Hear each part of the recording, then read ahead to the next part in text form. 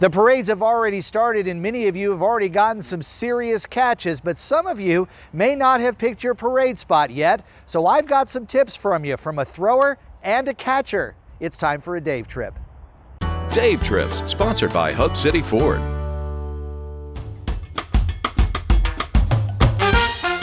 There are lots of things to consider before heading out to the parades. Most of us will take into consideration safety, although police say they will be stationed throughout the route and no one will be far from law enforcement at any given time. And one other is bathroom facilities. Now, there will be those along the parade route, but I'll suggest having a friend on the route or has a house close to the route for your convenience. But today, we'll go over 3 other reasons to pick your spot: parking, crowd size, and catchability. And I'm using my experience from not only being in the crowd, but also being on one of the floats. We'll start near the beginning of the parade. Pontiac Point is the traditional start, and from there across the thruway to the railroad tracks near downtown. Now, parking is probably your biggest issue here, but the crowds are usually pretty small, so your catchability score would go up. But at the beginning of the parade route, some of the float riders might be a little bit stingy because the parade is almost 4 miles long. Downtown is a great place for viewing, although parking can still be a challenge. Between the turnoff of Congress, past the federal courthouse, and then down Vermilion, the crowds get considerably bigger.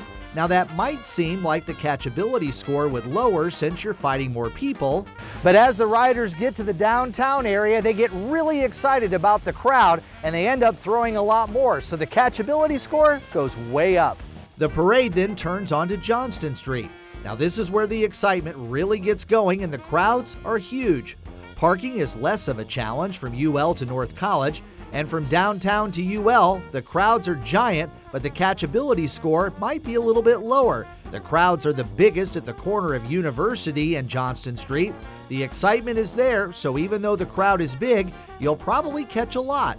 The same goes for all of Johnston Street. You've got plenty of parking, the crowds are big, and the throws are plentiful.